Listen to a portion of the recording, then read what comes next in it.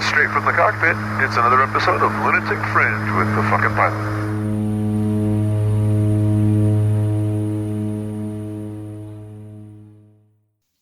Ready, set, go. All right, we got another edition of the fucking Pilot's Lunatic Fringe. Once again, I am in the can, and once again, I've got another victim on the other end of a Skype line. So who the fuck are you, and what do you do? I'm Ray Kubiak, and I'm a tunnel instructor, man. You're a tunnel instructor. No, man, you are Ray Kubiak, the tunnel instructor. Well, I'll take it. Yeah, there's funny. There's a lot of people out there that only think there's one tunnel instructor, and that's you. You've been at this shit for a long fucking time. Yeah. I can't believe it, really. Like in the few years. I don't know, 20 years, 20 something years. It's crazy how quick it gets behind you, isn't it? Yeah, I mean, I forget how old I am sometimes. Yeah, fair enough. So do I. So, am I 40? Am I 41 or something? Yeah. Oh, hey, no, I feel you. Believe me, I feel you. So all those years ago, you decided you were going to go hop in a windy tube, and next thing you know, you're 20-something years looking back at it all. How did you get started in it all? Well, I was at this place called Alamo. Well, I got to back up a little bit if you don't mind. No, please. When I was 8 years old, the preschool, like the daycare center, because both of my parents worked, that I went to, it's called Little Playmates. They brought us to Flyaway on a field trip. This was early 80s, right? Now, which Flyaway was this? Because there's two of them, right? Flyaway Vegas. Oh, right? Vegas. I lived in Las Vegas pretty much my whole upbringing. Okay, all right. So, born in New York, raised in Vegas. All right. So, wow. Did you know that? No, I didn't know you were from New York. I just thought you were a Vegas kid. Yeah, that's funny. Right on. So, I remember sitting there and watching these people fly in the tunnel. But the dude flew right up to my window. You know, I was the kid in the window. And he flew right up to my window and threw me a peace sign and then did a backflip off the wall. And I was like, oh my God. Like, I had sat through the whole presentation, you know, where they had brought us to the classroom and they showed us a video and they showed us the equipment. We didn't get to experience it, and then they brought us to the gallery, and the gallery was painted with skydivers on it. It was awesome. Right. In the 80s, right? And I'm looking in the window there, and the dude gets in the tunnel, and I can't figure out what it is, you know? I'm just like, what am I looking at right now? What the heck is this? Even though they fully explained what was going to happen, I had no idea. Sure. I'm looking at it. Then the dude gets in the wind, flies up to my window, and I was blown away. Literally. Fast forward 10 years. Yeah, literally. Fast forward 10 years, and I'm at this Alamo rehearsal studios with all the bands. And I like to call myself like a manager, but I was actually just a roadie. Fair enough. All right. Yeah. All right. I ran lights, but I ran into Tony Spataro, and he says, "Hey man," I said, "Hey, what are you doing?" He said, "I work at the indoor skydiving place," and I begged him for a job. I said, "Dude, can you give me a job there?" He was like, "Well, actually, we're looking for people." They had a headhunter fee going on at the time. If I lasted 3 months, Tony was going to get $200. So I didn't know that. Win-win. Yeah. So I show up in a pretty much a maroon suit. Like head to toe. Yeah. I was in DECA, which is like an organization of business students, right, in high school, and so I came dressed to nice, dude. Like, oh, I'm ready to do this. It's a job interview. It was more club looking attire, but it's what I had, right? So I went with it, and Rob Ogle sat down with him, and the interview got to the part of my my application there that said that I was in DECA. And he saw that. He was in DECA. He pretty much hired me on the spot. Nice. As a cashier. That's one way to get started. Yeah. And I think it was the very first class I had was taught by, what was that dude's name? Brian? Yeah, Brian. And then you brought me in there. So I was the first person to ever take you in the tunnel? Yeah, I think so. Oh, and that went over gangbusters. Oh man. And I got it in like the first 10 seconds. You let go of me and I was out of my head, and then everybody knew who I was, and I made millions of dollars. It was awesome. Yeah, that's not the way the story goes. Instantly. But instantly. But I got in there. I was a train wreck. I came back down, and I told Rob, I was like, man, I'd rather be an instructor. And he goes, okay. and Tony started training me on how to be the whole tribe, right? Right. And we went from there. But now, so when you showed up, you're like, what are you, 6'2"? Yeah, I'm 6'2", I was 130 pounds, covered in zits. Like, and you were light as a fucking feather and tall as a house. Right. And if I remember correctly, stiff as a fucking board. And oh yeah, dude. I don't think I've been worked that hard ever at the tunnel. And it's funny because you said you went to the tunnel and did a visit for the first time in the 80s. And the first time that I knew there was such a thing as a wind tunnel, I saw an old TV show called That's Incredible that did a segment on this wind tunnel. And me and my dad used to watch that show together when I was a kid. And then I moved to Vegas a bunch of years later, and they had the grand reopening. And I saw a pamphlet for it, and the memory, same as you, the memory fucking clicked. And I'm like, oh, shit, I got to go try this. And Rob Ogle was my first instructor in the wind tunnel. And I flew once, and he gave me the line he probably gives to everybody that doesn't hurt themselves, which is, oh, you're a natural. You should be a skydiver. To which, in the suit, I run across the street to the ATM to get more fucking money, and the rest is history. But, that's funny. Yeah, man, I'll never forget flying you in the tunnel that first time. You put your arms straight back and you were just tracking like a motherfucker towards the walls, and I was exhausted by the time we finished flying with you. Yeah, dude. You look at me. You're like, you would say something, and I was like, okay, like nodding my head, like, right? But like I didn't even realize I was doing that. Yeah. Like, okay. Yeah. All right. Awesome. No connection from brain to body. It took me over a month to be able to hover in the middle of that tunnel. Well, now, I'll tell you what, though, that being said, because a lot of these people have no idea what the Vegas tunnel is about. So when they think tunnel, they're thinking modern tunnel. So tell anybody that doesn't have a fucking clue what the Vegas or the Pigeon Forge Flyaway tunnel is like, what it was really about. Okay, so I've had to kind of come to terms with why it was different, early on when I first started working at iFly, or at a Sky Venture. I was like, why is it so different? And this is what I come to. Vegas, obviously you can fall off the side. So it's a big padded cell, a big padded room with about, I would say maybe 3-foot pads that you stand on, right? 3-foot pads from the wall towards the center of the tunnel. Then the mesh floor, like all tunnels have for the most part. And then there's a big DC-3 prop at the bottom, and it blows the air. It's the equivalent of a garden hose without a squeeze on it. Right. That's a good way to look at it. Where every ounce of, like, so if I were to compare the two tunnels, I would say in that style tunnel, the Vegas tunnel, or the Tennessee tunnel, you're constantly looking for lift. And in the modern tunnels, you have to learn how to use spill.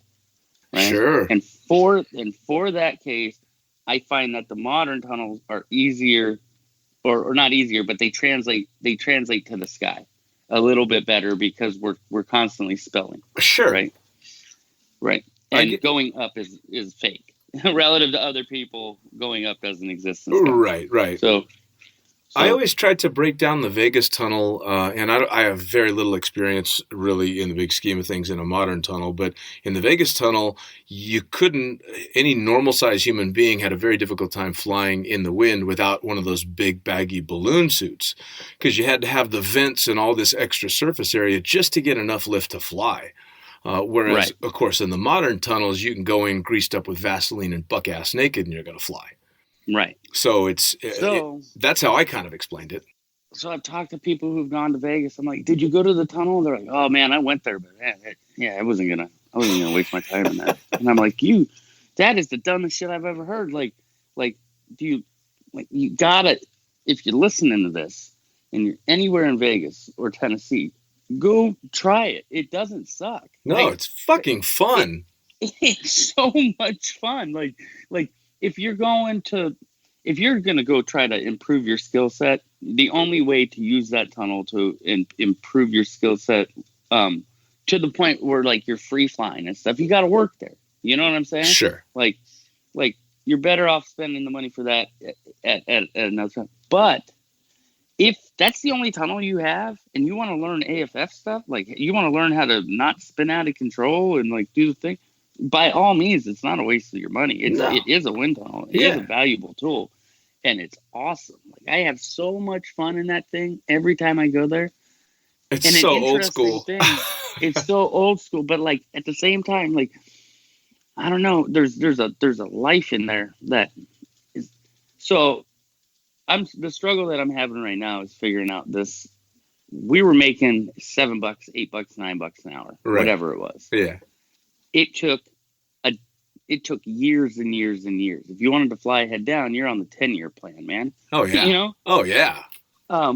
It's just there's still people that work. Tony Spataro still works there. Yeah. He still works at that tunnel. Like, and you know, Dave McMahon, and like I still have rooted homies that work at the wind tunnel. Right. Keith Fields has been in the game for a hot minute. Yeah. Rob Ogle owns the Tennessee tunnel. Yeah. Like these guys have been doing it forever. Yet in the modern tunnels where people can figure it out, a year and a half, you have all of the dynamic progression nailed.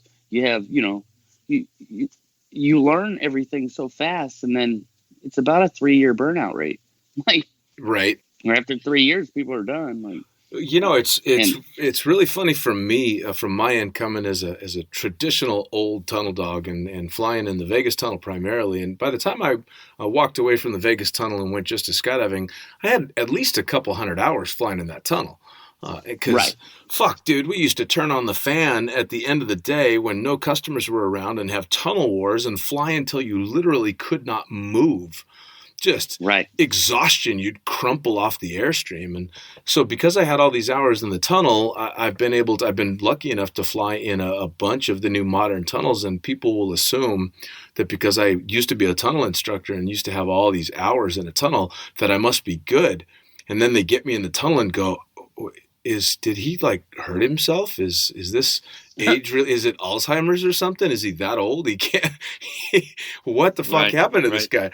Because it just doesn't translate into what's considered modern tunnel flying. I mean, the Vegas tunnel topped out at 120 miles an hour, which is, for especially a guy my size, 5'9", 195 pounds, that's not a whole lot of air. I had to work for every inch of altitude I got in that tunnel. But you go into these modern tunnels and you do one wrong thing and you just slammed into the wall at God knows what kind of speeds. And so it's crazy how drastically different it is. Right. No, it is drastic. So you're like, have you sorted yourself out in the modern tunnel yet? I mean, I can get in there and I can sit fly all day long. And I got to the point where I was coming up off the net on my head by myself, but transitions, no. But when I finally, I'm lazy as fuck and I don't spend too much time in the tunnel. So I suck, but I suck for a reason. Yeah, that horizontal movement isn't how far can you slide horizontal when you don't have air? You have an air column, but it it has an edge. Now the edge is just hard glass, right? Yeah. So what I did, as soon as I could, as soon as they waved the magic wand and said, "You're a tunnel instructor again now," in the modern tunnel, I went and turned the wind down. I turned the wind down to stupid low speed, and put on a baggier jumpsuit and got it to where it felt like Vegas. Wow! And and then just started there. So now That's what I did. this has got to be. I made it comfortable for me because I didn't have a coach. I just made it comfortable. Sure. Now that being said, Joe Winters helped out a ton in back when I first started, and Carlos helped out a ton. I learned the stuff I learned from them, good and bad, was invaluable. So. Well, let me ask. So you went from the Vegas tunnel, which is by and large now just considered a tourist attraction. It's just for fun.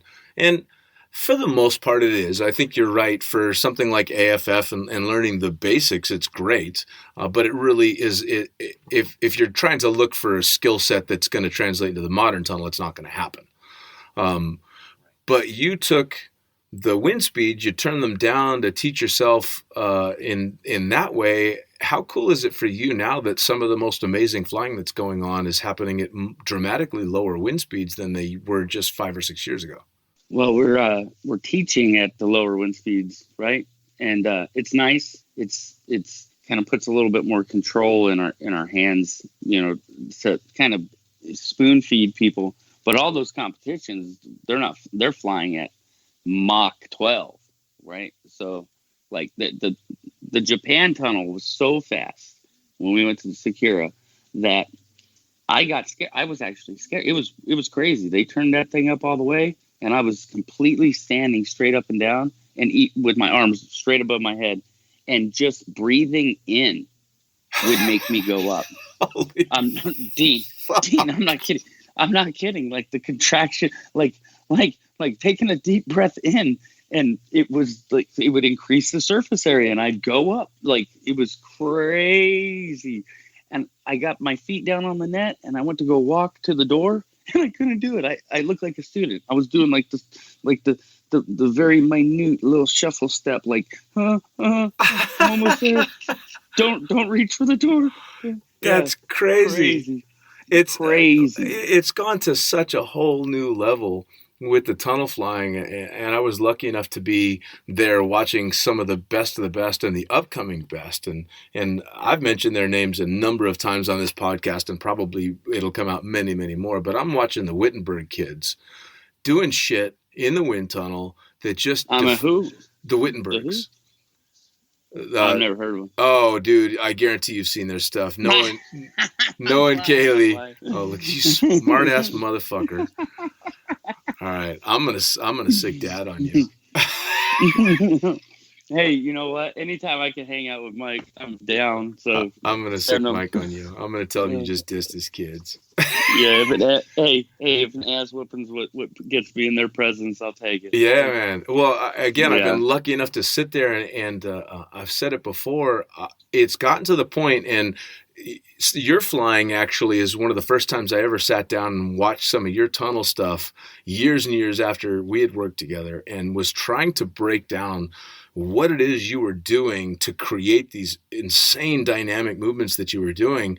And it's gotten so far past my level that I literally can't tell what you've moved to make something happen. That's, right. I mean, wow. And then the moves have become so subtle now that I don't know what you're doing anymore. It's literally like me watching fucking aliens flying around. I can't, my brain can't wrap around it anymore. So, all right, how did it get to this point?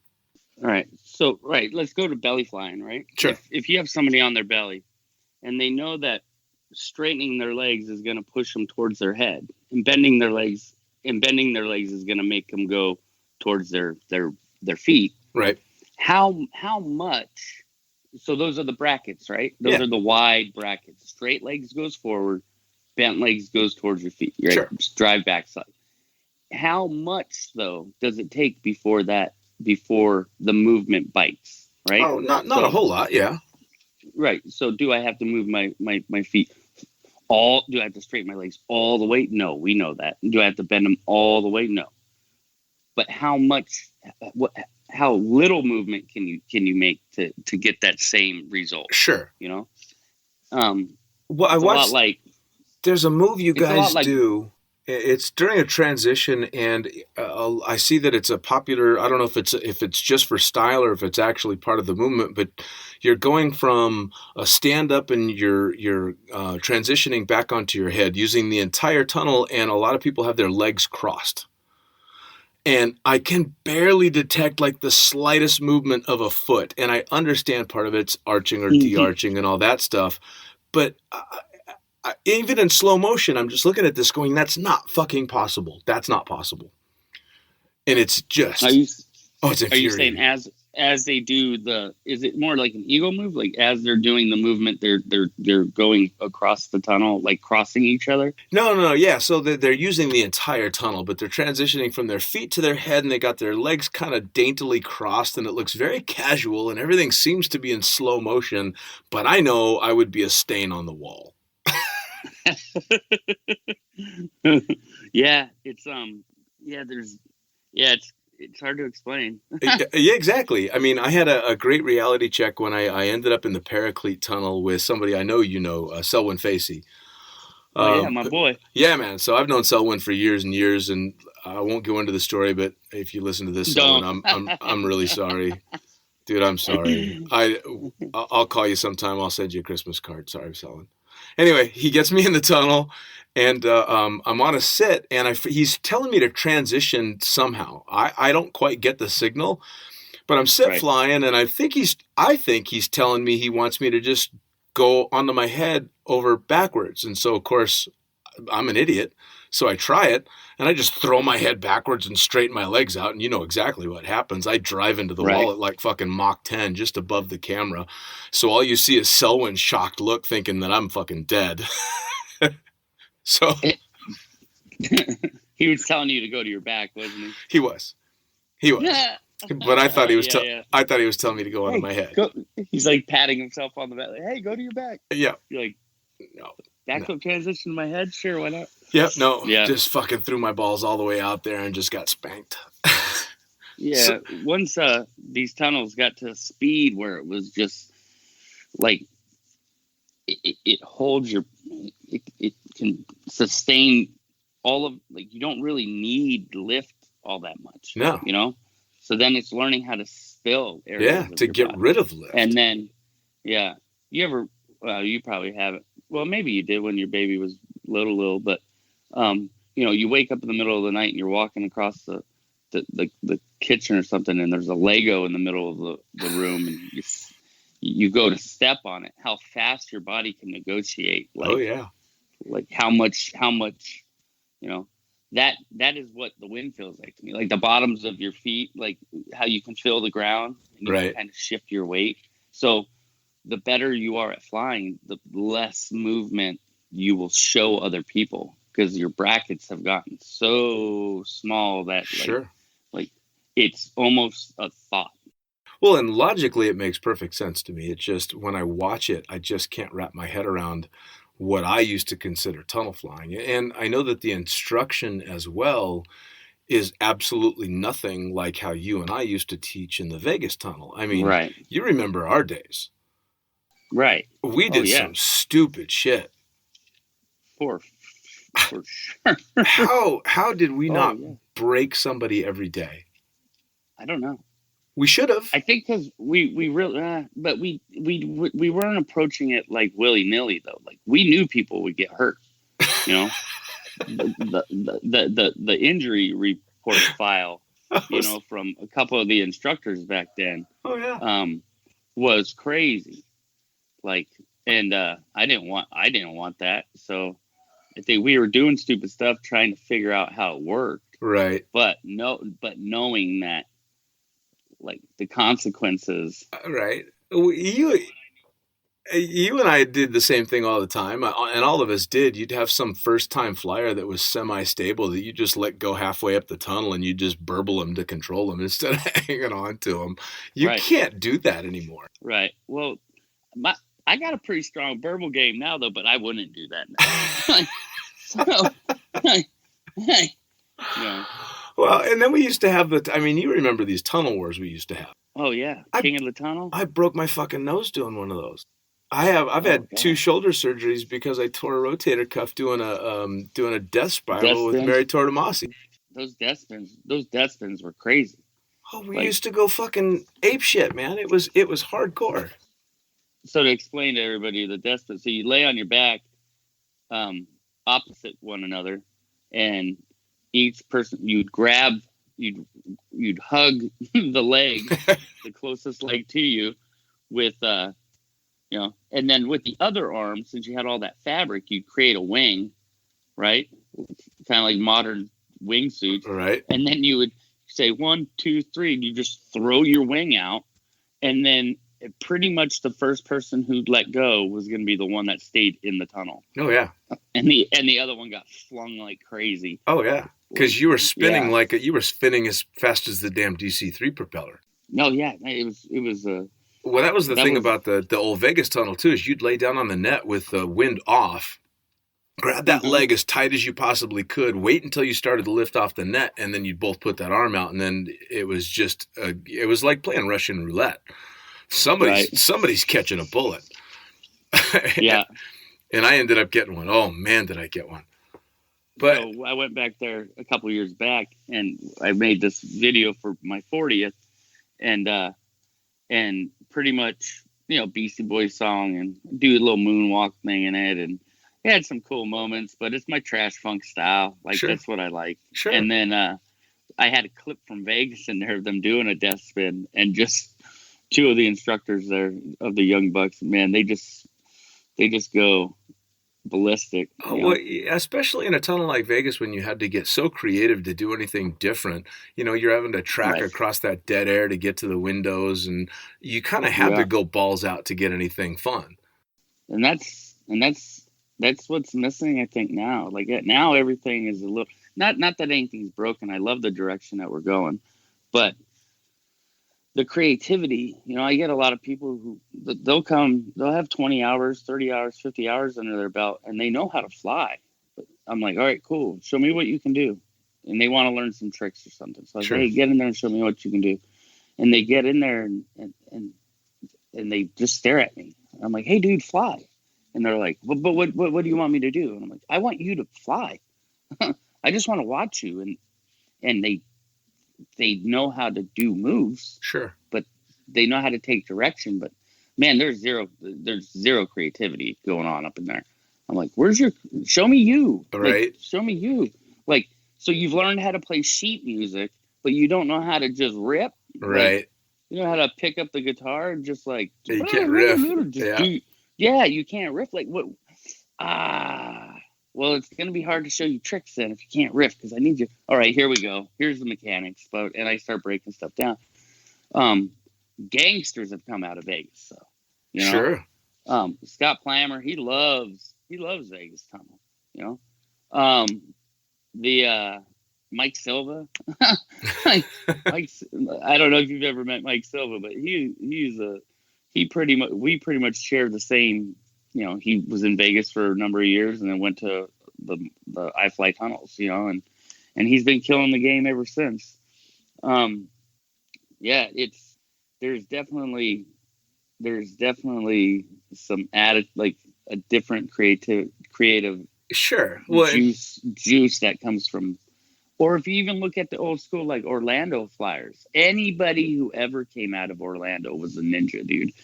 Every single one of them were super creative, and they were a ninja because the stuff hadn't been discovered yet. Sure. A lot of the moves hadn't been discovered yet. Well, I guess that's one of the reasons I'm in such awe of what's going on in the tunnel now, because I was a tunnel instructor before anybody really knew what we had. And I remember when the first fucking iFly tunnel was going to be coming out, and they told you it was going to be wall-to-wall air with glass walls, and everybody's like, oh, that's crazy. They're nuts. There's no way. That's just going to be too dangerous. There's no way they can do that. And of course, now they laugh at us because we had big pads all over our walls, and, you stand on all that big padding. But there's so many differences. I mean, you'll remember, fuck me, dude, doing an instructor's session in summer in Vegas. Do you remember those? Dude, 140 degree. In the tunnel. I remember you had to wear gloves because your fingernails would burn.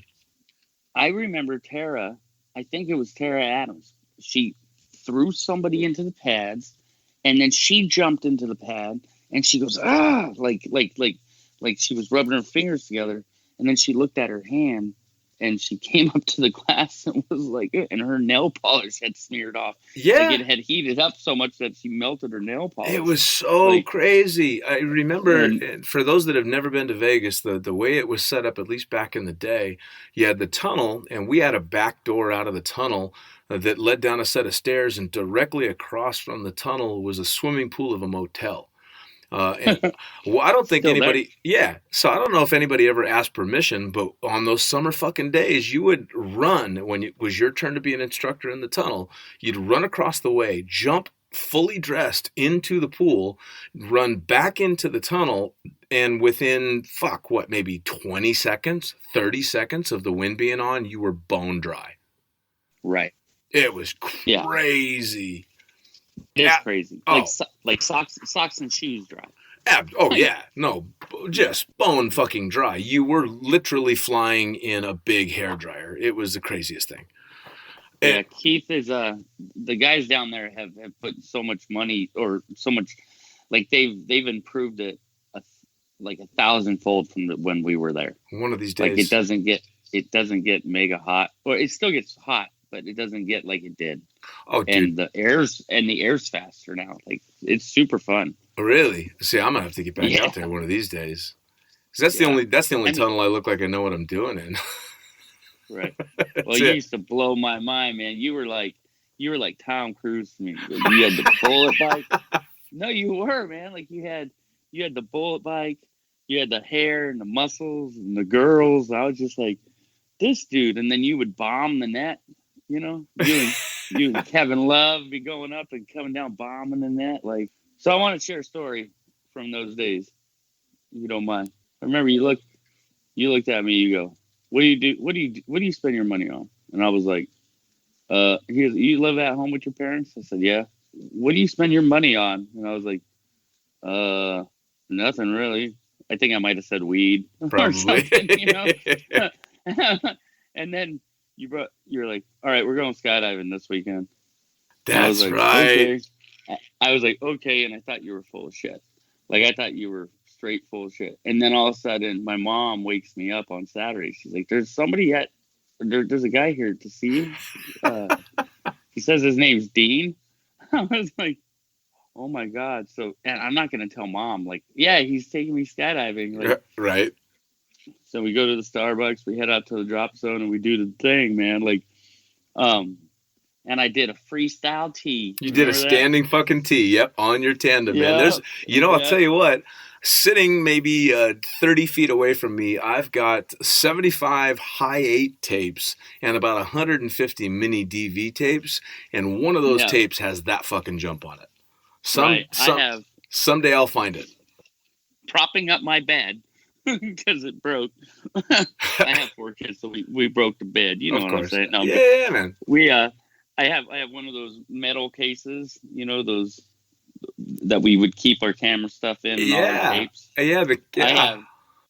have 2 of those that are plumb full of the mini DV tapes. Oh man. Holding up like that my bed's propped up on. Well, and the stories that are in those. Right? If my house was on fire, once my kids were safe, I would risk my life to get that. Right? I need those tapes. I already decided, man, as soon as I've got a little bit of extra money sitting to the side that I don't know what to do with, I'm going to go out and find one of the machines that I can use to convert the high 8 mini DVs into actual digital footage, because every fucking skydiving video and so many hours of the stupid shit we used to do in the tunnel are on those tapes. Yeah. Which is ridiculous. You can make a documentary between the two of us, I guarantee it. Oh, yeah. So, as far as so you got started in all of that stuff. Did you ever envision that you'd be looking back on a 20-year career of you spending time bouncing around in a windy tube? No. I mean, part of me did, but I think I get asked this a lot, like, how can I be a tunnel instructor for so long? Like, I got friends that have gone off to Dubai or gone off to Red Bull, or gone off to, you know, pursue other things. Like, don't you get bored? I was like, man, I fell into a weird niche. I feel super, super lucky in the timing of it all. Like I didn't time it. Like, I came into the game, there was no other technology. I learned the craft. Then the technology boomed a little bit. Like, Arizona opened up. You know, I've been spending my summers in Utah skydiving all summer, and then my winters in Vegas. So I had like 3 years of perfect weather. Yeah. Right. I was a snowbird. It was amazing. And then Arizona, the connections I made led me to Arizona. I landed a job there, and then it was pretty much. I'm looking at a field of, like, nobody really knew how to do the tunnel stuff. Right. In Arizona. So I was like a big bear in a perfect spot in the stream where all the salmon were just jumping in my mouth. And I got a chance to really, like, hone in some teaching. And if I was in the game for my own personal flight gain, I would have petered out 15 years ago. You know, but we've all heard the instructors that love it. They say, "Man, I love it when people get it." Sure. Like when the light bulb comes on, that light bulb moment. Well, the light bulb moment, yeah, I love that moment, but I love figuring people out. Like, I love it. I'm addicted to it, Dean. Like, it's like they're all Rubik's cubes. Sure. Right. And it's like, not so much like how fast can I finish that Rubik's cube, but like, can I finish that Rubik's cube? Can I get it? Can I figure them out? Right. And what I've noticed is, and I want to invent this. So anybody out there, if you want to invent this, go for it. It might already exist. Most people get into the tunnel, and imagine if there was a Rubik's cube where the colors kept switching. Right. The colors are constantly switching. Right. That's like when they're internal. They're too internal to really coach. Right. And the colors are just switching. You're never going to figure out that a Rubik's cube. You got to wait. There's too much to critique. They change something every single time.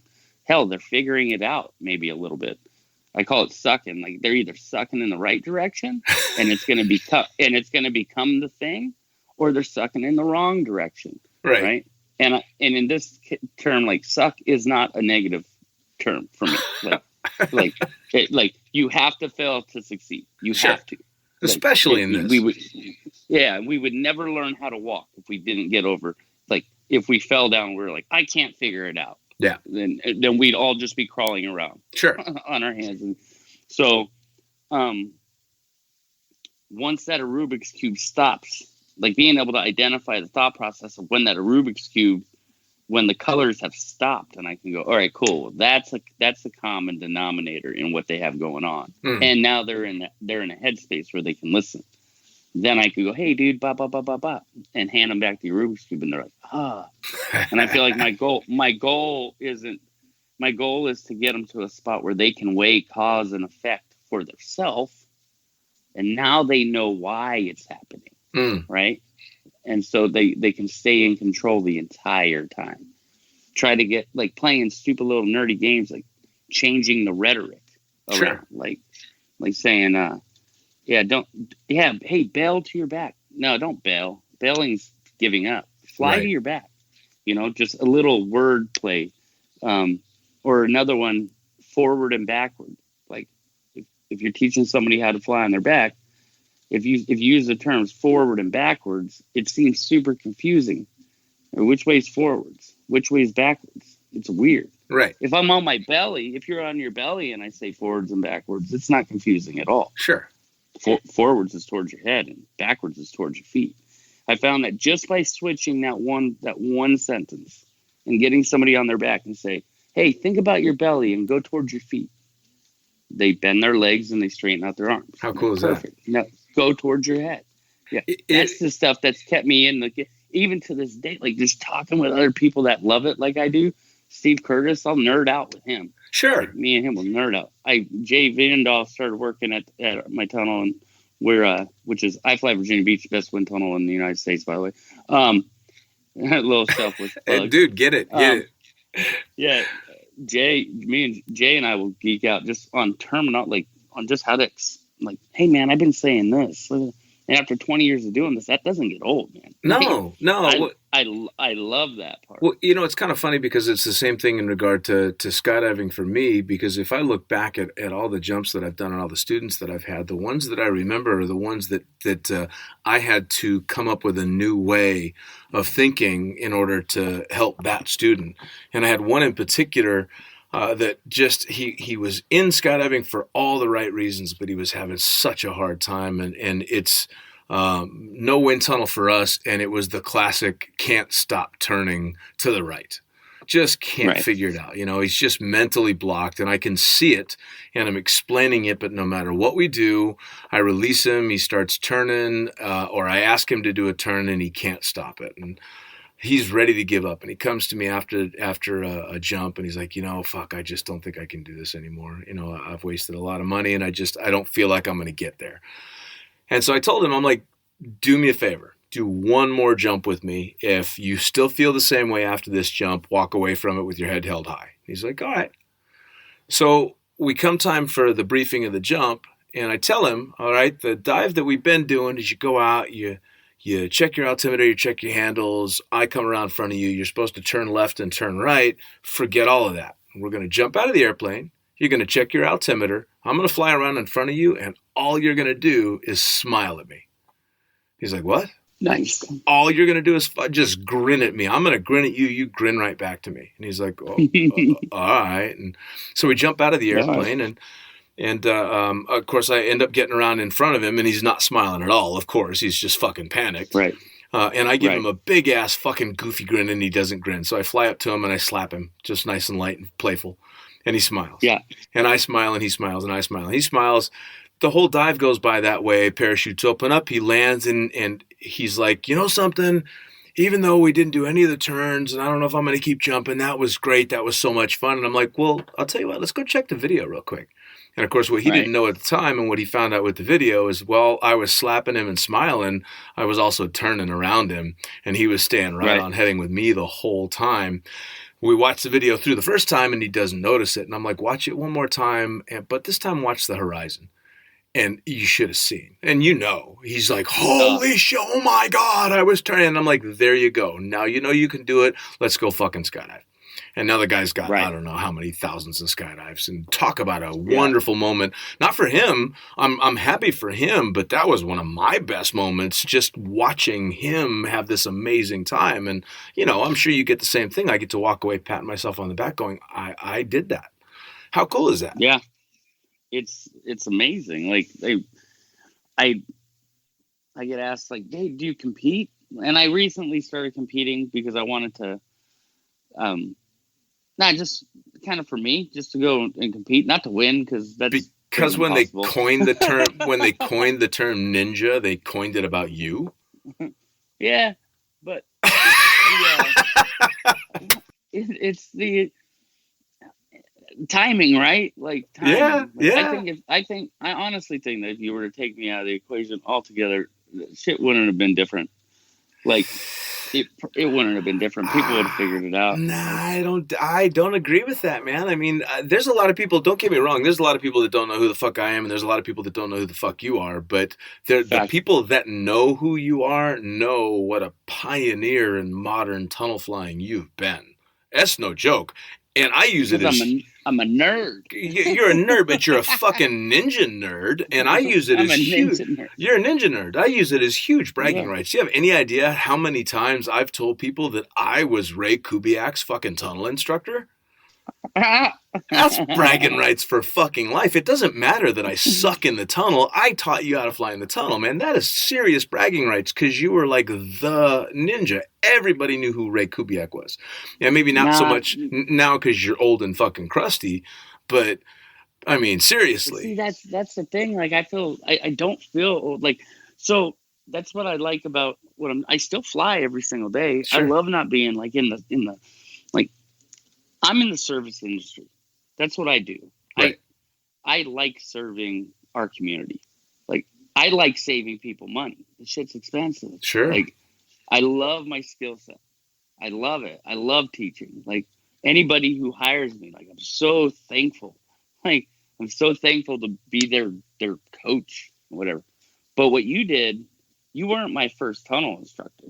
You were the guy that made me fall in love with this stuff. Oh, wow. Dude. Like, so that your bragging rights shouldn't be that you brought me in the tunnel. It should be like, I didn't even believe in myself when I started doing this stuff. Like, I remember one time you looked, I did like a flip or something. You said something, you were like, you made me believe that I could be great at it. Wow. And up until that point in my life, like, I'd never played sports.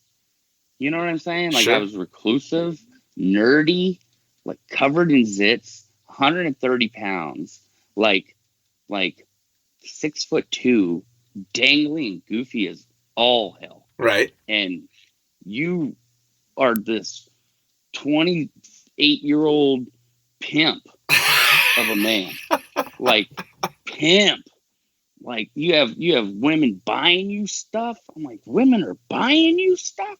Like you have a motorcycle and like tattoos and muscles and like you skydive. It's crazy to me. Like, it was crazy to me. And you didn't look down on me. You like lifted me up, and I couldn't believe that. Like, that's because there was no doubt you were going to be a badass. Yeah, and you're an asshole, like we all are. Oh yeah. And you know, not to sit here and blow smoke, but I honestly don't think I would have. I think I would have gave up.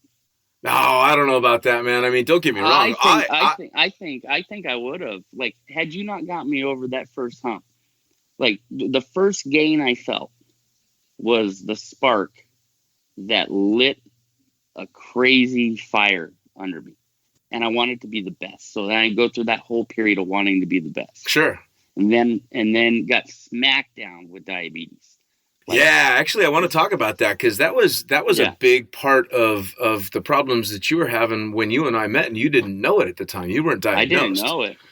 I wasn't diagnosed, but I had mad, weird, like mood swings, like weird shit going on, man. Like, so in retrospect, all the time, a lot of the shit that you were dealing with was the diabetes that was just undiagnosed. I mean, that's pretty hardcore.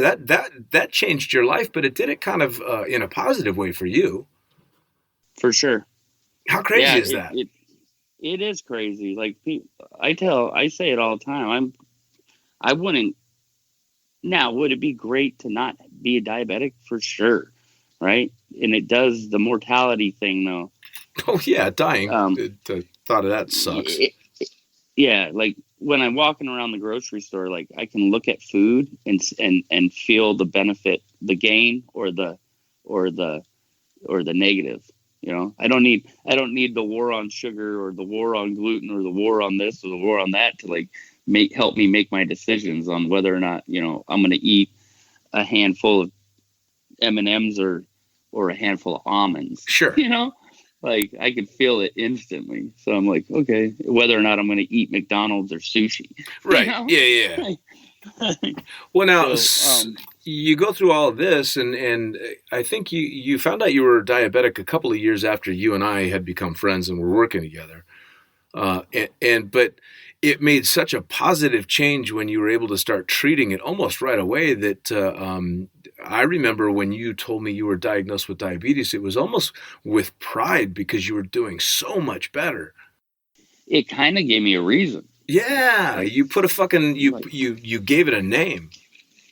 Right, Flyaway, baby. Now, has it held you back in anything, or has it just been something that you were able to overcome and it gave you that extra kind of kick in the ass? Well, I did go through a depression when I first. It was hard to get a hold of, you know, like a handle on, and it took years to figure out a couple things, and one of them was that even if I do it perfect, even if I'm doing everything perfect, the slightest cold or flu, and I'm done. Like the numbers can kind of go like, I'm not done, but I mean the slightest little thing, my blood sugar can go really high or really low Sure. or like whatever.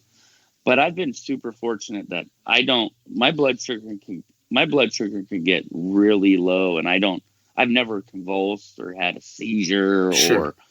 or any of that complications. And again, with timing, like I became diabetic right when the technology was booming. Like I never had to use crappy insulin. I've had like synthetic perfect insulin. The only thing that sucks is that it's gone up 300% in the last 10 years. Oh, yeah. Yeah. We can have that conversation, but I think a lot of people will turn the podcast off if we go there.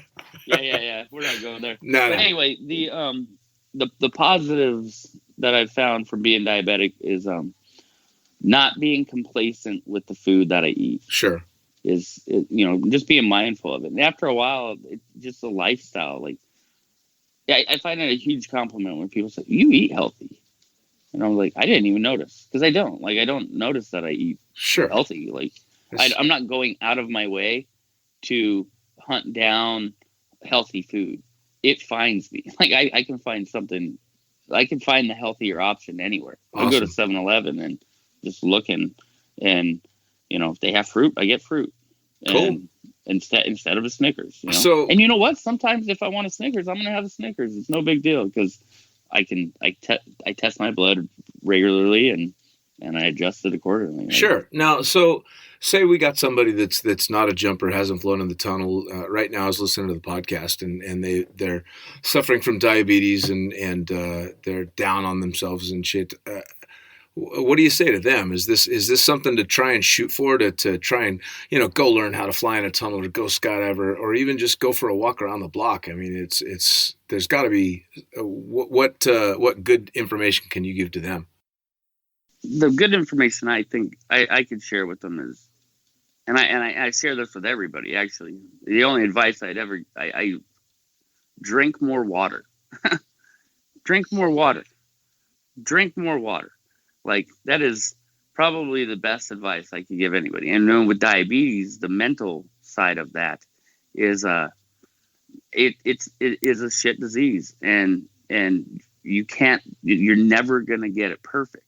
So it's never gonna be perfect. When I first started going to the doctor, they made me think that if my blood sugar wasn't in between 80 and 120, that I was gonna be blind and impotent. It's like, God dang, bro. Like leading cause of stroke, leading cause of amputation, leading cause of blindness, leading cause of heart. Like there's a lot of complications that come with it, and it's stressful. And, sure. And it's easy to just be like, I'm having a bum day, and still today, like, it's easy for me to fall into that victimology. And it's like, I'm not living with diabetes. I'm thriving with it. My BMI has stayed pretty consistent. I'm a skinny dude. My job has been awesome. Well, do you get a more physical job? I mean, shit. I don't think so. Like, I constantly moving, constantly exercising. I remember they plugged me into one of those heart monitors. I was about to go get a procedure done, not for complications or anything, just a follow up. And the lady looked at me. She was like, "Are you an athlete?" I was like, "No," because back then we didn't consider ourselves athletes. Sure. Like, no. She's like, "Your resting heart rate is amazing." I was like, "Huh." Like, I didn't know what she meant. Right, I'm just kind of chilling. I like the blood work. That's another thing. Is you're feeling weird, go get your blood work done. Sure. Don't tell a doctor anything. Just get your blood work done. Take a blood panel. You tell me what the blood says. That's my other advice. Don't give the doctor more information, because they come to conclusions before they've done. Not all of them. You get good doctors that are going to look at the evidence, but you got to look at the evidence. What does the evidence tell you? So with all that, diabetes isn't the end of the world. You can still live. You can still live to be old and miserable like everybody else. And a badass ninja. And a badass ninja. Which is fucking cool shit. So do the thing. If we go back to where you managed to get yourself now, you're looking back at a 20+ year career in the tunnel, which has changed dramatically since you and I started, and got all your ninja skills and shit. You're competing again now, but you're a family man too. Yeah, I have 4 kids and a bloodhound and a cat and a wife. Fuck me, 4 kids, Jesus Christ, man! It didn't make you impotent. Yeah. The one concern that I had with the diabetes is that it was genetic. I don't want to pass that marker on to my children, but sure. Nobody else in my family's diabetic. My mom's had some stuff, but it's not the same. Like it's not type 1 stuff. So, wow. And I have my suspicions of how it happened, but I don't know if it's true, so I'm not going to share that. It's just my own opinion. Fair enough. So yeah. you got the wife, you have 4 kids. Yeah. And you're flying, still doing the ninja stuff and training in the tunnel. When do you fucking sleep? You don't, do you? Every night. No. Nah, sometimes I have a hard time turning off the brain. What are the kids' ages? I have Cole, 12, Rowan, he's 10. Those are my boys. And then my twin girls, Ava and Adeline, are 8 years old. Oh, my God. Dude. It's something. Oh, yeah, man, that's intense. Now, all right, let me ask, because Dad doesn't have a normal lifestyle in that you have a very non-traditional job. And I don't know, because I'm not part of the tunnel community. I'm very much part of the skydiving community, always have been. And yes, right. They absolutely engage each other and they absolutely crisscross. But tunnel has become its own standalone sport. There are tunnel flyers, badass, fucking amazing tunnel flyers that have never seen the bottom half of a parachute. No. So is the community, is the tunnel community, the tunnel competitors and instructors, is it like skydiving? Because you know both sports. No, it's really not. Like, there's similarities, but to compete in skydiving, it reminds me of the old Flyaway days, man, where like I'm not saying that they're not committed. Obviously, at the world level, they're so committed, right? But yeah. like in the sky, it takes, like, before you're competing, like, you probably got a few years under your belt, Sure. And in the tunnel, right now, it's a bit elitist, where it's just a bunch of tunnel instructors for the most part. I don't want to bash it in any way. No, the talent's still there. It's a growing thing, and the dedication's still there. And in order to be fast and like accurate and doing the thing, it's neat to see the development. But where it gets different is the youth. Yeah. Right? Again, I'll go back to the Wittenbergs, man.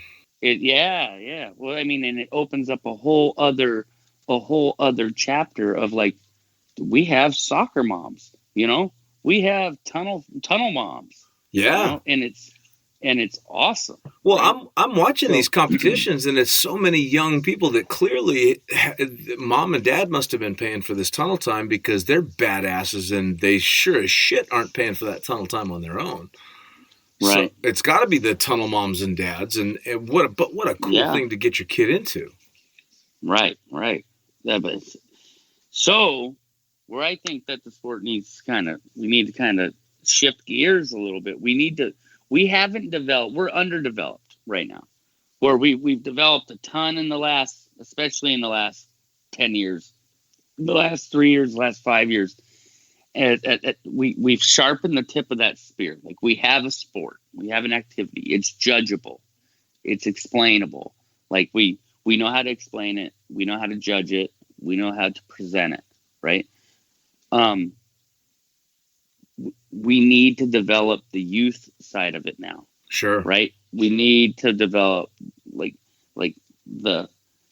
I don't want to say dumb it down, but we do definitely need to focus energies on that mom that isn't wealthy, and she's putting her kids in karate and cheer and all these other activities, and she wants to, and the kid wants to fly. So Sure. she's consolidating all of that into this thing. And then the kid gets into freestyle, which is like, because that's where the progression kind of leads them or her.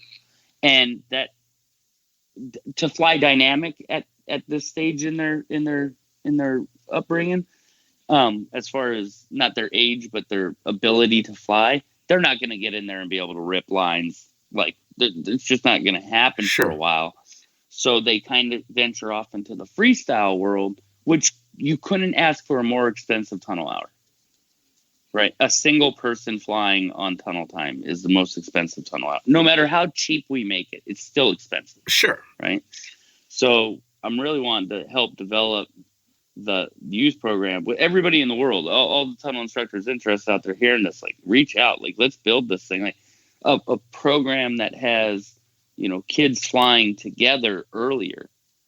Well, do you think now too, as the technology improves, obviously, in a perfect world, the technology improves and the cost drops because the expenses for running the tunnel are lower because they're more efficient tunnels, but also the tunnels are getting fucking bigger and bigger and bigger. So do you reach out and you have multiple kids that are able to learn at least the basics in the tunnel at the same time, instead of it just dedicated to, this massive tunnel to just one or two people, and you're able to at least teach on a broader scale? I'm guessing you're thinking along those lines, yeah? Yeah, the technology, like I feel like if I'm waiting for the technology to come around to the need, we're 10 years from now. Sure. Yeah, you're a bit behind the curve. Yeah. I think that if we could get, like, using the student body position, belly to earth, and and this isn't a concept that I'm making up right now. We've been talking about this for a couple years now, like creating belly dynamic, and a lot of people have been messing around flying on their belly and teaching the dynamic lines or the dynamic patterns, like on their bellies from that platform, and from very early stages, 6 years old, 7 years old, 8 years old.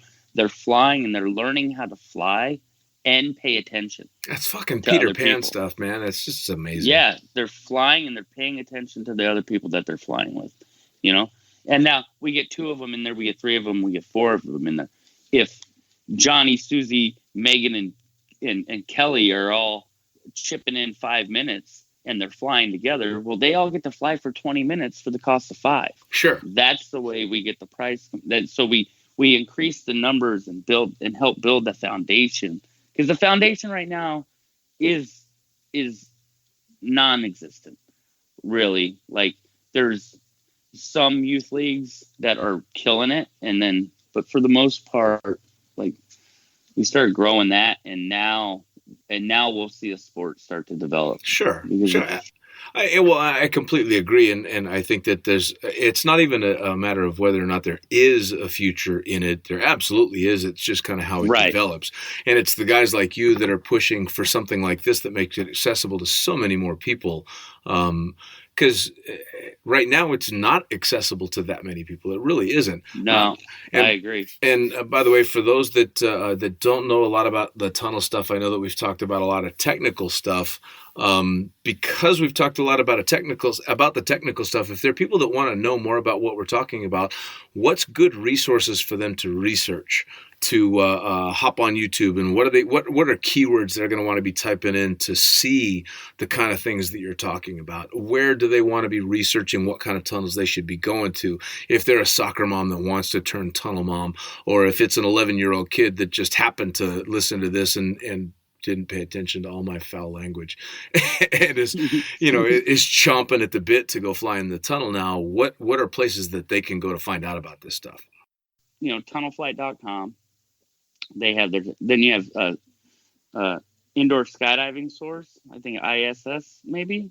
Vince Arnone's Vince, sorry if I just butchered that. But he's got that's probably the number one source for information. You type in anything with the catchphrase like wind tunnel flying or indoor skydiving, you'll find his page, and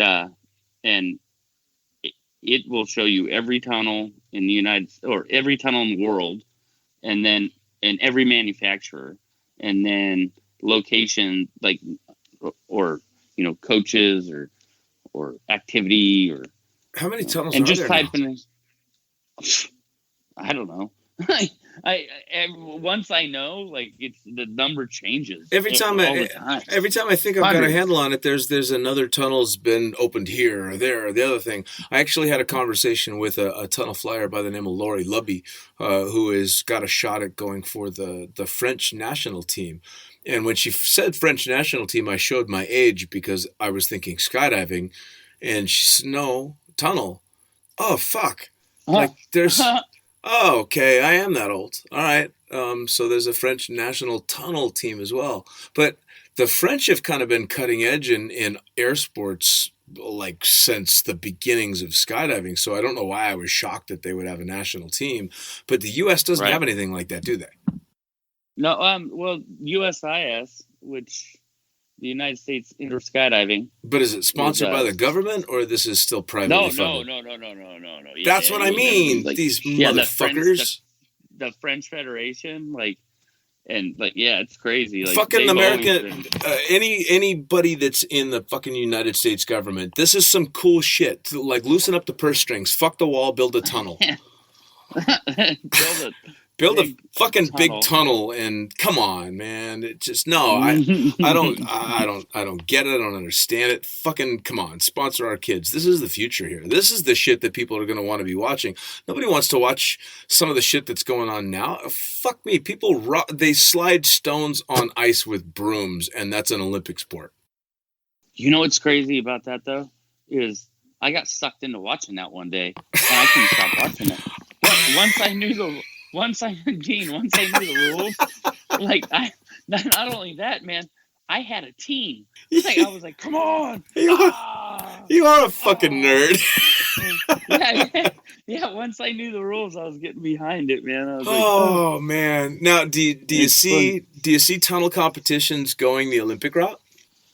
I don't know. That whole conversation is I'm not opposed to it. I don't want to, and I would never want to stand in the way. I would like to help it make it there, for sure. But it currently didn't make the cut for 2024. So it's still out there ways. Yeah. So they surfing, breakdancing. Wait, breakdancing is an Olympic event? Rock climbing. Well, think about it. I mean, it's super, super artistic. It's judgeable. They have moves. It's don't get me wrong. I watch the breakdancing stuff, and I think it's absolutely it's a lot like tunnel flying in that it's almost otherworldly how talented it is. But yeah, why not? Like, I think I'm looking at it more along the lines of gymnastics. Where you had the pommel horse, and you have the flip twist, and you have all this stuff, and ice skating. I mean, don't get me wrong. I've spun on my head before, but it usually involved either a shitload of alcohol or drugs. Yeah. It's certainly. Alcohol. It wasn't intentional. Alcohol and a paper plate, boy. Right. I'm trying it. I'm in. I'm totally in at this point. Wow. All right. So I also saw not that long ago something about they've incorporated a stage show with a tunnel. And I remember, and you were probably around for some of those conversations when me and my old Scarsurf partner, Mary Tortomasi, who we've already talked about, were talking about approaching one of the casinos to try and build a tunnel to be in like one of the Cirque shows. Yeah. Right. So we were talking about trying to get in with Cirque du Soleil, but the problem was they didn't have the technology quite right. They didn't have the glass tunnels like they do now. Was literally, it would have been putting a DC-3 propeller in the fucking floor of a stage, and they're doing that. They've pretty much done just that, Dean. Like, wow, really? It's not. Yeah, it's not a glass tunnel. It's the Peter Pan show is amazing. Like, you could try to Google it. Like, try to watch some of the stunts they're doing. It's amazing. Aerodium, I think that's one of the Aerodium's still around, and they are killing the game, dude. Like as far as that, like, outdoor open air concept, like. Well, and they're bringing it to the forefront of people's attention. I mean, let's face it, people got a pretty short attention span now, so you need some Peter Pan shit to grab them. Right. It's cool. The whole scene is cool. there's like cargo net, a platform real high, and it's like on a ship, you know. So the tunnel, and they're like flying around, like, and then Peter Pan's fighting Hook, and they're like they're flying and kicking each other and like doing big layouts and flips and this. And it's pretty. The shit that we used to do in the Vegas tunnel accidentally when we were having our tunnel wars. It's exactly what we visioned, for sure. That is so awesome. Yeah, a buddy of mine, Bass Dress, and like he was I went to Belgium, and he was talking about it. He had like, I guess he was, I don't know if he's still involved with the project, but he was one of the first ones involved in the Peter Pan project. Like, and it's a Cirque du Soleil style play, and it involves wind tunnel, and that's epic, and it's super cool. And wow. Especially something that we've been into for so long and so many years, and it's led you and myself and so many people that we know in so many different directions, but there still seems to be this connection to it, even from way back when. I mean, I give credit to a lot of different people for my progression in the sport, whether it be in the tunnel or skydiving or flying or anything like that. But when it comes down to it, the first guy ever to fucking take me into a tunnel, let me fly, and give me a little encouragement was Robert Ogle, who is the owner of the Flyaway Pigeon Forge. So if you're anywhere near Pigeon Forge, Tennessee, get your ass to that fucking tunnel and tell Robert Dean sent you, and you want a discount. Yeah. He's not going to give you one. He's going to charge your ass double. But yeah, man. I mean, Rob is if I'm the ninja, Rob is the grandmaster, dude. Right? He's like, he's the wizard, bro. Like that's what Tony Spataro, we call him the wizard. Like he's like the wizard. He was closeted, man. I didn't see that motherfucker fly until I'd been working there for forever, and then he hops in the tunnel, rips off all these badass moves, and then get out. It's okay, just keep flying, have fun. Yeah, he that's another dude where he loves teach. Like when he would take a class, he would use the least amount of energy and get the most accomplished. And he would just get in there and be like, pop. He's the Looney Tunes tortoise, man. Oh, yeah. He's totally the Looney Tunes tortoise. He's just super chill and gets shit done, but he does everything the right way, and he makes you really at ease. And of course, then there's me, who's about as fucking high strung as you can get, and how the hell I ended up working there for as long as I did, I'll never know. So tell me. We got a 40-something-year-old Ray. Looking back on 20 years of tunnel flying, where's 50-year-old Ray? Where's 60-year-old Ray? What comes next? It's an interesting question. At this point in my life, knowing how to set goals, you think I'd know. But man, it would be neat to be in a position like where Rob or Keith are at. Where I have my own spot. Running your own show. That is my show, like that'd be awesome. That being said, I don't want to scare the people that I work for. All right. Like I'm not going anywhere. But these tunnels nowadays, to build a damn tunnel and get it started, you're not talking about a small amount. We're talking millions. Oh yeah, big old chunk. A chunk of change. And then the electric bill to run that fucking fan. Yeah. Man, oh man. Right. So how about the kids? Do the kids fly? They, what's funny is they don't as much as you think they would.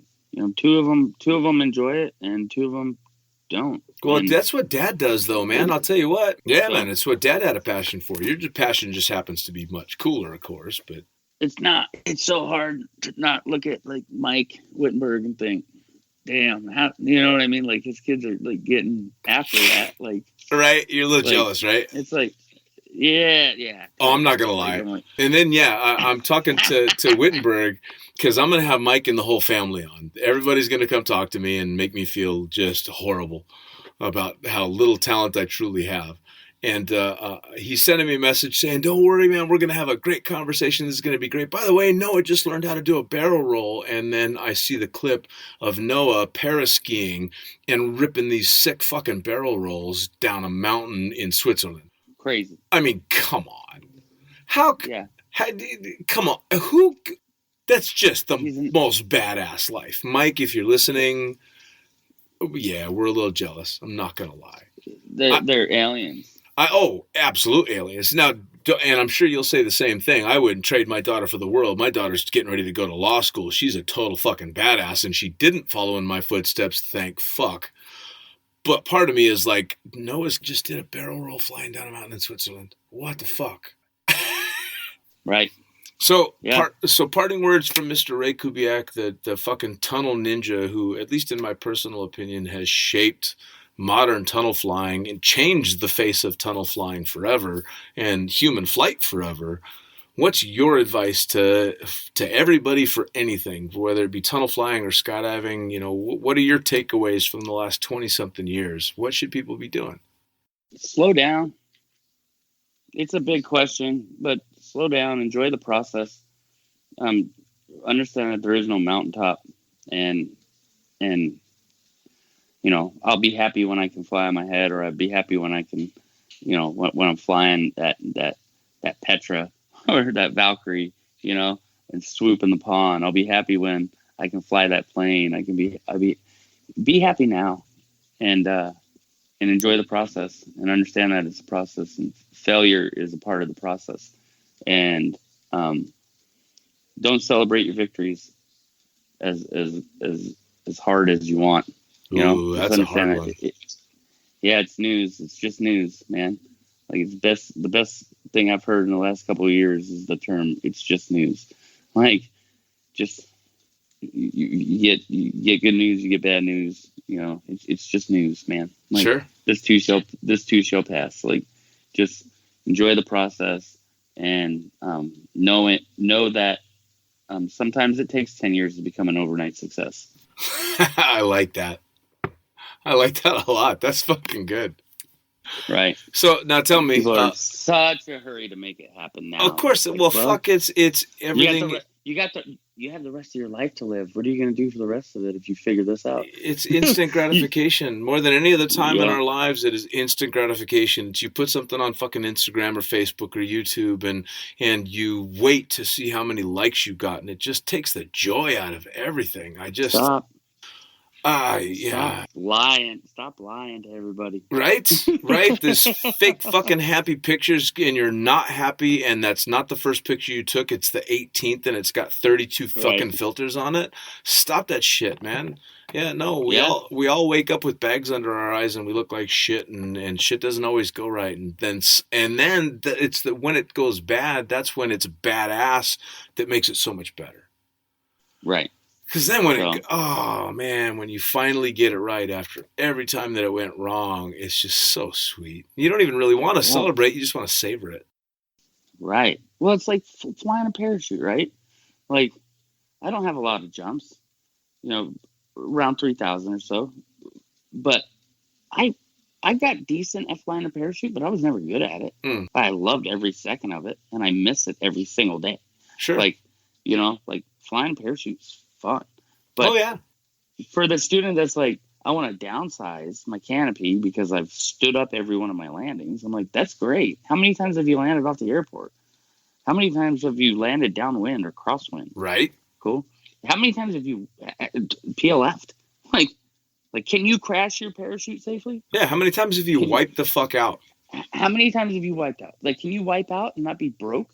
Like, maybe figure that out before you go downsizing, because the last thing you want to do is end up in the dismal swamp on a 79. Sure. Like, in your first off DZ landing. Sure. Like, you know, do you know how to see power line? Like, do you know what they look like? Sure. Like, you know, between the corn and the beans, which is the better option? Right. You got to choose. Hey, I'll take the beans. corn all day. You take the corns? I'll take the beans. Take the corn. Ooh. The beans have got those spikes. Some of them, but the corn, you hit the wrong level, and fuck me, man. Oh, geez. I guess what I'm saying is it's experience, right? Like you know, it's the 2-engine out argument. Right. I'll tell you what. I just noticed something as we're getting all the way to the end of this. That I've been cussing up a storm, and you clearly have been a dad day to day for quite a while? Because I haven't heard you say a single foul word yet. I say shit. That's not. Is that a bad word anymore? Nah, I don't think so. Just say it once. I love the F word. Say it once. Just once. Why the fuck would I do that right now? Yes, absolutely. No, because I found out as I try and promote all the shit that I've done over the bunch of years that nobody lets me promote anything, and I can't fucking pay for ads on anything because I'm the fucking pilot. That's funny. And anybody that knows me knows that there was nothing else I was ever going to be named, but still. So yeah, I'm trying to drag everybody into the swamp with me because then it's going to be okay. Yeah. You're like the drug addict. All right. Oh yeah. Just take one hit. It's going to be fine. No, you won't get hooked. Yeah. Well, I'll tell you what, man, this has been a fucking amazing conversation. You and I have not talked quite literally in years. We've had messages back and forth, but you've always been on my mind, and I've always kept track of you because of the amazing flying that you've done and the different route that you've gone. And I just couldn't be happier that you've just trenched out this amazing life for yourself, and that it has something in the same field as mine does. It's just fucking thrilling. Now, for everybody that's been listening and wants to know how to become a badass ninja like you, where is your tunnel? How do they find it? Where do they go to learn how to fly from Ray Kubiak? I'm out at I Fly Virginia Beach, and if you wanna hook up, Facebook, Ray Kubiak on Facebook, Dr. Kubiak on Instagram, and those are probably the easiest ways to get a hold of me. Awesome. So, now, what about the tunnel? Is there a website for the tunnel specifically? Yeah, iflyvirginiabeach.com. You can check it out, probably. I'm probably going to get fired for not knowing it. Somehow I doubt that. When it comes to tech savvy, I suck. Yeah, well, it took us 30 minutes just to manage to connect on Skype, so that's okay. Yeah. So you're going to go to iFly Virginia Beach, or if it's not Virginia Beach, if that's too far away, you're going to go to any of the iFlies, and they're going to have some pretty kick-ass instructors for you, right? Absolutely. Yeah, the levels very high now, and we're a dime a dozen now, so it's not like the old days. Find a coach that you can understand and that you gel with, and then stay with that. Here's my advice for anybody new: stay with that coach until you get your foundation, and then branch out. Yeah, branching out too early, it feels like you just keep starting over and over again. And years will pass, and you won't get any better. And a lot of people give up. And a lot of people give up. But if you get that one person that can get you to that Zen moment, like that, oh, I know Kung Fu, then you can branch out. Like, find the person that's going to get you 0 to 60, and then 60 to 120. You hire, you can start hopping around then and gain the benefits of their teaching. So. Nice. Well, and I dig the fact that you ripped out a Matrix quote to get the point across for us old fuckers. Right. That's good. That's good. Well, once again, Ray, absolutely amazing talking to you. Really informative. At the end of the day, people get out there, fucking do something, whether it's just looking for motivation or you're trying to overcome something like Ray did with diabetes and pushing through to the next level and finding just an amazing thing, whether it's flying in the tunnel or jumping out of an airplane and learning how to fly an airplane or fucking just taking and walking around the block, man. It's time to do it. Get out there. Yeah, get out there. Ray, fantastic fucking talking to you. Hang on, don't go anywhere. And once again, guys, this has been another edition of the Lunatic Fringe with the fucking pilot. If you're in the Virginia Beach area, don't forget to check out Ray at iFly Virginia Beach or any of the iFlies all over the place. Get yourself into Windy Tube and have a little bit of fun. Finding me, you can find me on Instagram under The Princess Pilot. Also running a page on Facebook called The Fuckin Pilot, although that's under the Effin Pilot, EFFIN Pilot on Facebook. And as always, you can find me on my webpage. That's thefuckinpilot.net. There you can find not only these podcasts and all the different platforms to download it, but you can find links to Blue Skies Magazine, the one and only Blue Skies, where you can go get yourself all kinds of cool swag, subscribe, get previously published issues and all that. But at the fuckinpilot.net, you can also get both of the books that I've written. One of them, which is a collection of previously published Blue Skies articles, and the other one's The Accidental Stripper, which is about exactly that, becoming an accidental stripper. Once again, this is The Fuckin Pilot, straight from the can, Lunatic Fringe into the void. Thanks for joining us.